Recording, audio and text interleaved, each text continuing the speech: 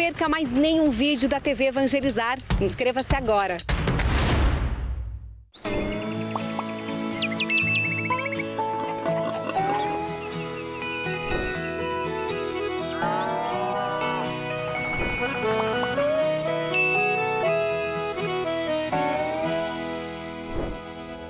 Olá, bom dia, sejam todos bem-vindos, bom domingo para todo mundo. Estamos começando mais uma edição do nosso Terra Boa para todo o Brasil aqui pela nossa TV Evangelizar.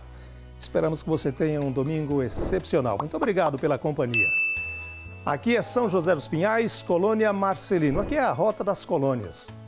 Nós estamos aqui, aliás, muito bem recebidos na chácara Jankot. Jankot é um sobrenome polonês ou polaco, como queiram. Estamos sendo recebidos com suco de morango e com a própria fruta do morango. Aliás, fruta riquíssima em vitamina C. E por falar nisso, a gente vai para Lidianópolis. Lidianópolis é um município na região centro-norte do estado do Paraná e lá se produz muita goiaba. Já que falamos de vitamina C, aliás, a goiaba tem ajudado e muito na economia do município. Veja na reportagem. Frutos ensacados ainda no pé. Essa técnica de manejo orgânico tem sido usada nessa plantação de goiaba, no município de Lidianópolis. Esse ensacamento previne que tenha incidência de pragas. Por isso são pragas chaves da goiaba, como o gorgulho e a mosca da fruta. Então esse ensacamento proporciona uma barreira física, né, que não deixa com que a praga danifique o fruto. A pequena Lidianópolis tem pouco mais de 4.000 habitantes e é a segunda maior produtora de goiaba do Paraná. Hoje, são 80 hectares da fruta distribuídos entre 70 produtores. A fruticultura, do modo geral, ela é responsável pela principal geração de renda e empregos, principalmente no meio rural aqui. Como nós somos um município pequeno, os nossos munícipes encontraram na fruticultura, principalmente na goiaba, essa geração de fonte de renda e que emprega mão de obra, né? O Marcos e a família decidiram diversificar as produções no sítio e há 4 anos apostaram na goiaba, que hoje é o carro-chefe da propriedade. São 950 pés em 1 hectare e o manejo tem sido o grande diferencial para o sucesso do pomar. A gente tem usado com defensivos biológicos, defensivos naturais, alguns fabricados mesmo aqui na propriedade e com a manejo da fertilidade do solo, né? Mantendo o solo sempre coberto com a braquiária, adubação orgânica. Essa é a única área de produção de goiaba no município com certificação orgânica. O selo é a garantia de que os produtos estão livres de agrotóxicos e isso agrega valor e qualidade às frutas. Essa certificação, assim como lá atrás um produtor chegou aqui e começou a produzir uma cultura diferenciada e despertou interesse em outros produtores, essa certificação também vai despertar esse mesmo interesse dos outros produtores, principalmente pela qualidade que ele vai produzir essas frutas, essas goiabas, e também pela remuneração, pelo valor. A gente sabe que a produção orgânica, de modo geral, ela tem 30% a mais na remuneração ao produtor.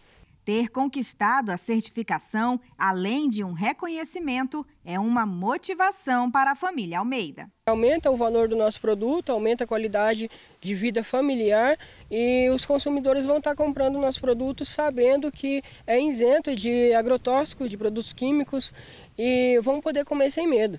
Além de se destacar com a produção de goiabas, Lidianópolis chama a atenção por suas belezas naturais, que dão ao município localizado no Vale do Ivaí, no centro-norte paranaense, a possibilidade de ser uma potência também no turismo.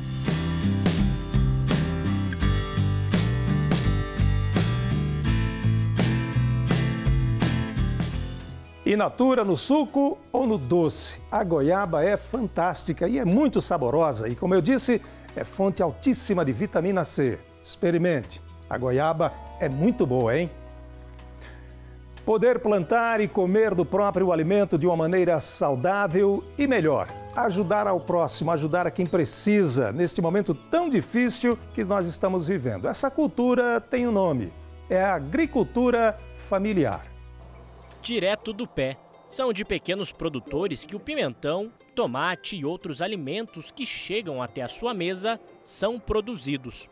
E quando cultivadas também para consumo próprio, é chamado de agricultura familiar. Caso do Vilmar, que seguiu o caminho do pai com a esposa. Já desde pequeno, enquanto eu ia para a escola na parte da manhã, depois do almoço já vinha ajudar meu pai, vinha junto com ele para o quintal e tal. Já vem desde a infância. Já. Quando eu comecei eu tinha agrião, salsinha, um pouco de espinafre, mais ou menos era essas as culturas que a gente produzia na época, no começo. Tem um pouco de tudo, do vermelho ao amarelo. Hoje, Vilmar trabalha com a sua família e mais 2 funcionários. Segundo o censo agropecuário do IBGE, a agricultura familiar no país é responsável por empregar 10 milhões de pessoas, o que representa 67% do total de trabalhadores na agropecuária, o que movimenta a economia.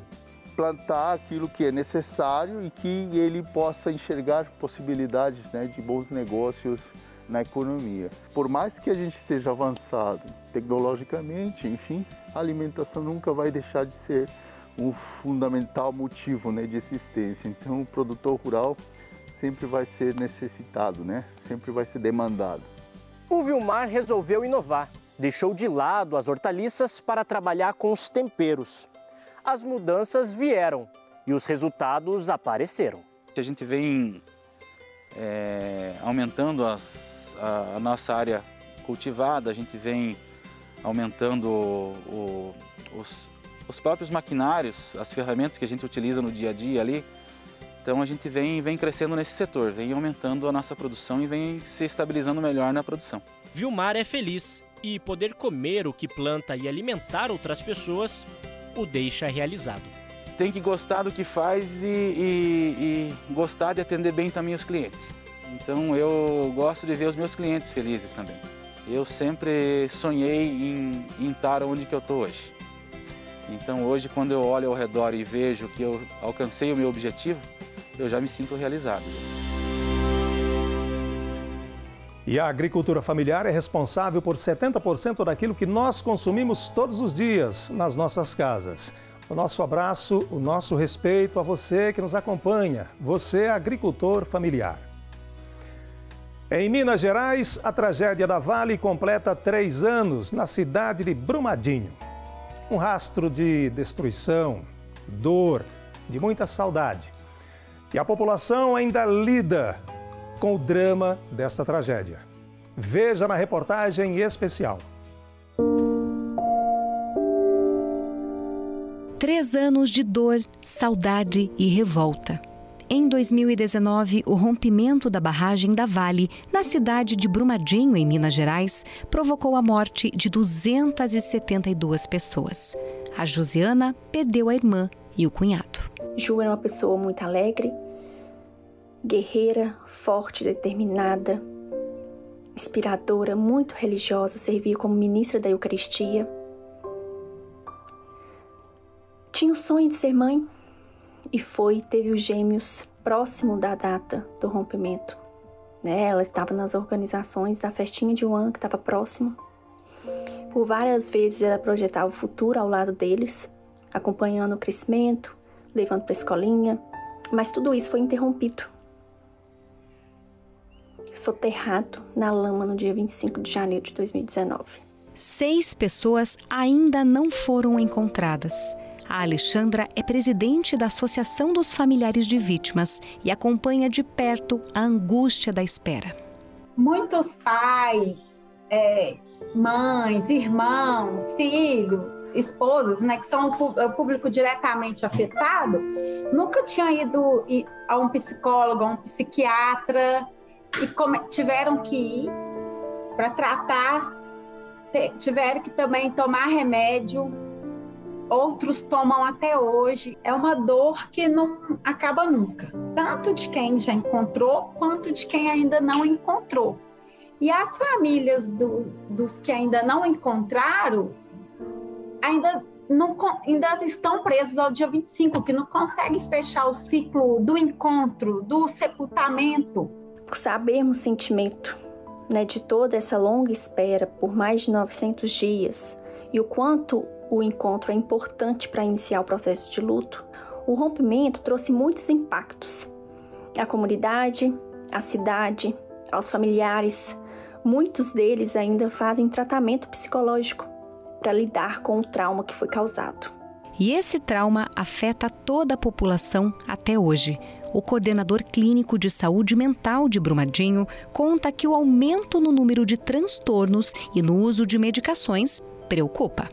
A questão dos transtornos de ansiedade. Os aumentos são significativos, a questão dos quadros de depressão constantes, depressão na infância, quadros de ansiedade, de terror noturno na infância, são quadros muito severos, quadros de uso, aumento significativo do uso de álcool e de outras drogas. Na época, a Aline coordenou o trabalho de uma das equipes de acolhimento psicológico. Para ela, mesmo 3 anos após o desastre, o cuidado com a saúde mental ainda esbarra no preconceito. Nós fomos culturalmente acostumados que psiquiatra e psicólogo é coisa para doido. Então, eu não posso mostrar minhas fragilidades e as minhas fraquezas. Eu não posso dizer que eu estou indo no psicólogo, eu não posso tomar uma medicação psiquiátrica. Por que não? Se eu tenho problema de pressão e eu tomo, se eu tenho diabetes e eu tomo, tantas outras doenças que as pessoas conseguem conviver se medicando, né, tendo um acompanhamento, por que não a saúde mental? Brumadinho vem se reconstruindo passo a passo, dia após dia. Hoje, os esforços estão concentrados em tentar minimizar a dor que o tempo não consegue apagar. Criamos 3 equipes, que a gente chama de equipes multiprofissionais, que tem psiquiatra, psicólogo, assistente social, terapeuta ocupacional, que atuam no território. Então, eles estão o tempo todo nos postos de saúde da zona rural para garantir o acesso. Temos grupos de acolhimento. Então, as pessoas se reúnem com um tema específico para discutir aquele tema e acolher. Eu percebo que a comunidade se uniu muito nesse luto, que era independente se ela perdeu ou não alguém, algo ela perdeu ali, né, quando houve esse rompimento. Então, as pessoas começaram a se conectar de uma maneira melhor, mais acolhedoras, né, umas com as outras. Essa ferida está bem aberta, a gente fala que é um dia após o outro. Um dia a gente está bem, no outro a gente não está.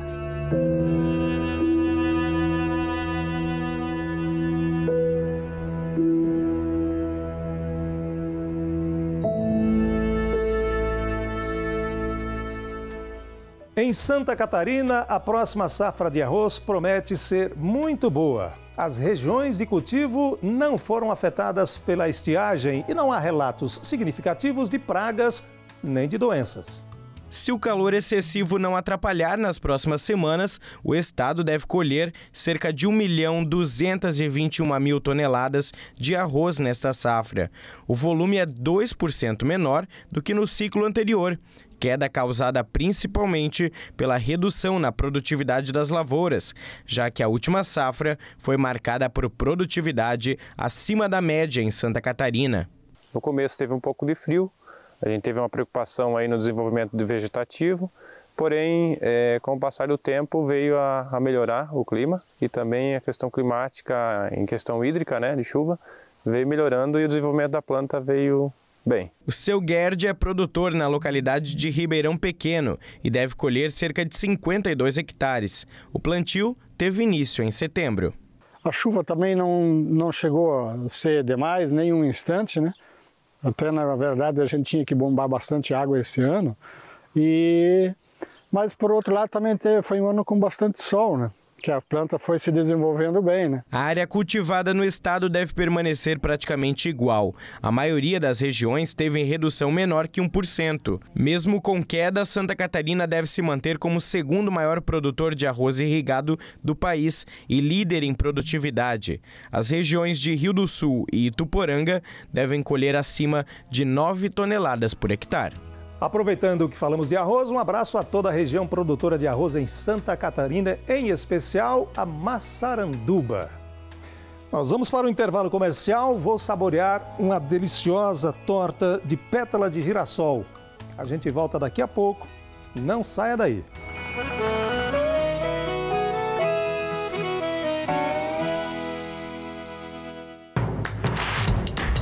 Não perca mais nenhum vídeo da TV Evangelizar. Inscreva-se agora!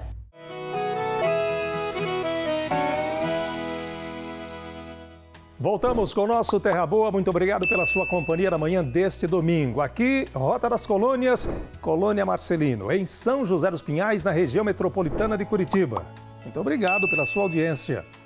Aqui, família Iancotti, nos recebendo muito bem para este programa especial para você. E daqui vamos para Cascavel, no oeste do estado do Paraná. Um produtor montou um verdadeiro condomínio de abelhas. São 14 espécies diferentes, todas criadas em casa. Aliás, ele considera todas elas de estimação. Veja na reportagem. Elas estão por todos os cantos. Quem chega na casa do seu Otávio, no bairro Maria Luísa, em Cascavel, região oeste do Paraná, já consegue identificar o amor que ele tem pelas abelhas. Há 4 anos se transformou em meliponicultor, que é quem cria abelhas sem ferrão. Assim, é possível ter essa produção dentro da cidade, na área urbana. Por aqui são 14 tipos de abelhas diferentes que não geram risco à população. O local, inclusive, conta com um sistema de aquecimento. E toda essa história começou em 2017 e hoje já conta com 70 colmeias. Faleceu a esposa, né? Estava com câncer, que a gente batalhou 11 anos com ela, né? E faleceu, quer dizer, só ali eu já perdi a metade da minha vida, eu sofri demais, né?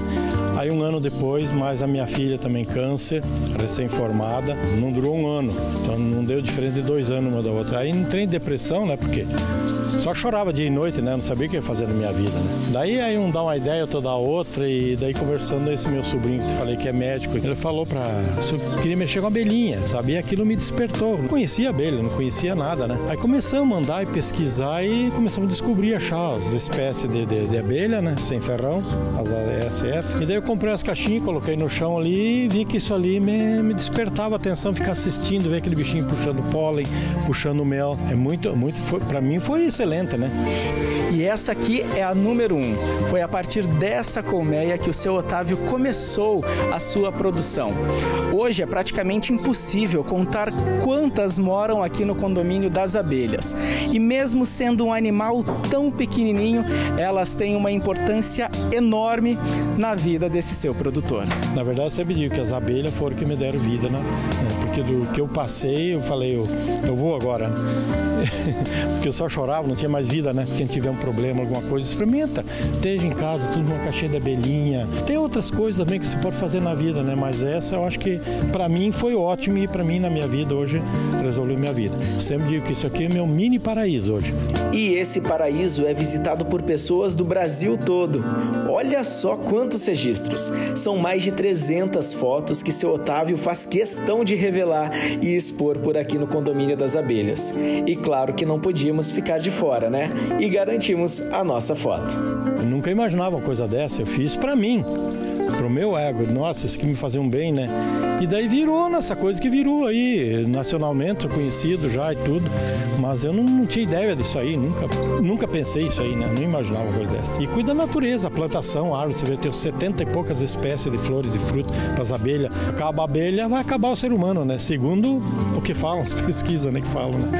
Então eu acho que eu estou fazendo uma contribuição boa, né?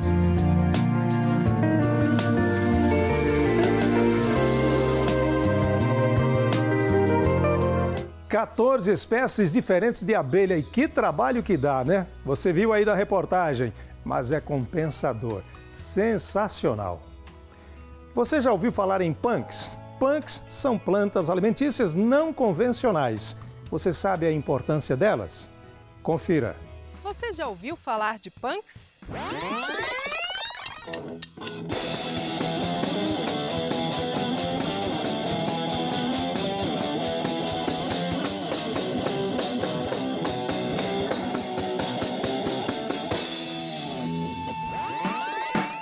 Estamos falando do movimento de contracultura que surgiu nos anos 70 nos Estados Unidos e na Inglaterra, marcado pela música com pouco mais de 3 acordes e aparência agressiva. Estamos falando de plantas alimentícias não convencionais, uma sigla criada no Brasil, mas que tem muito em comum com o punk rock, como a simplicidade, a autonomia e o questionamento. Como os punks que romperam o distanciamento do público com o músico, instigando as pessoas a criarem suas próprias bandas, o movimento Das Punk estimula as pessoas para que façam suas próprias hortas e reconheçam nas plantas que surgem por aí quais são de comer.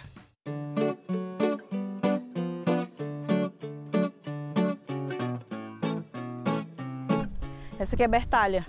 Você come as folhas e o frutinho que dá nela também. Existe mais ou menos 40 tipos de batatas, né? Seguramente o mangarito é o mais saboroso de todas.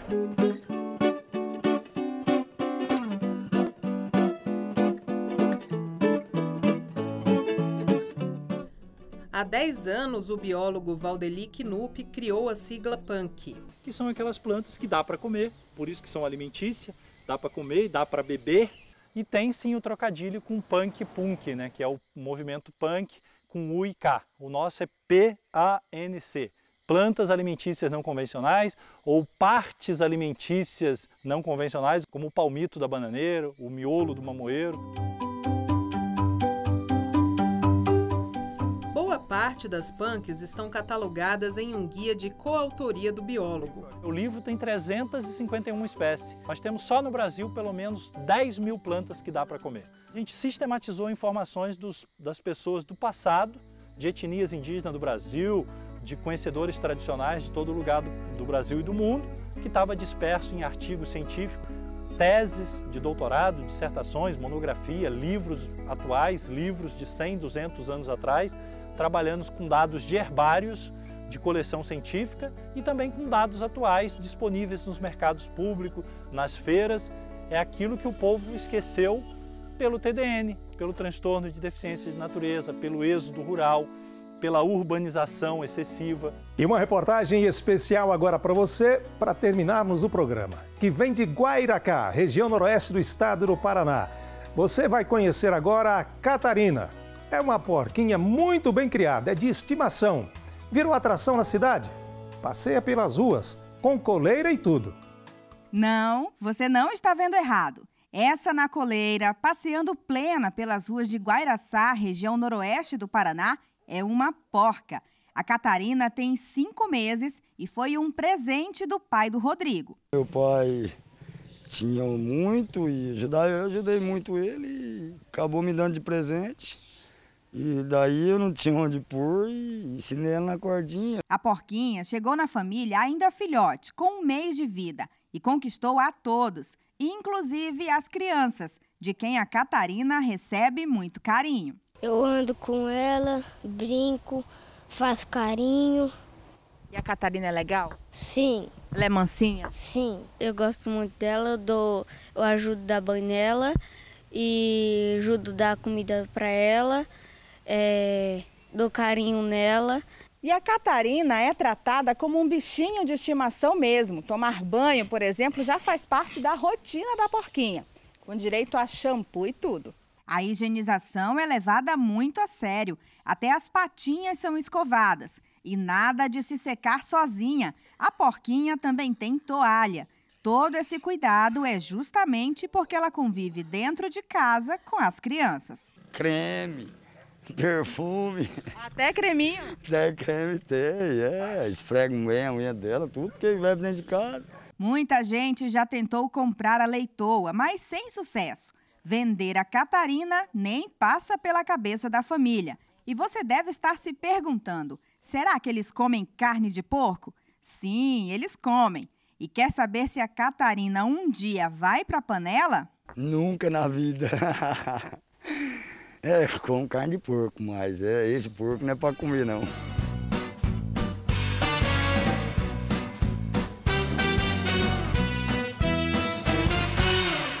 Catarina, hein? Animada e bem cuidada a Catarina. Aliás, a Catarina me lembrou, viu, gente, o cacareco. Na década de 50, era um rinoceronte que era tão querido, mas tão querido em São Paulo, que foi eleito vereador. Claro que não assumiu, né? Chegamos ao final desta edição do nosso Terra Boa. Muito obrigado pela sua audiência, pela participação conosco nesta edição. Quer rever este e outros conteúdos da nossa programação? Acesse lá o nosso canal no YouTube. Tá tudo lá. Valeu pela companhia. Aproveite bem a sua semana, fiquem todos com Deus. Tchau, gente.